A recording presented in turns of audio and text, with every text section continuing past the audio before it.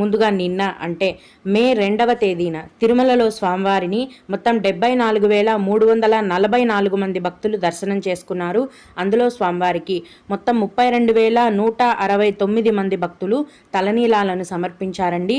నిన్నటి రోజున తిరుమలలో శ్రీవారి హుండీ యొక్క ఆదాయం అనేది 2,50,00,000 రూపాయలు. ఈరోజు కూడా ఎటువంటి దర్శనం టికెట్లు లేకుండా నేరుగా భక్తులను ఫ్రీ దర్శనానికి అనుమతిస్తున్నారు.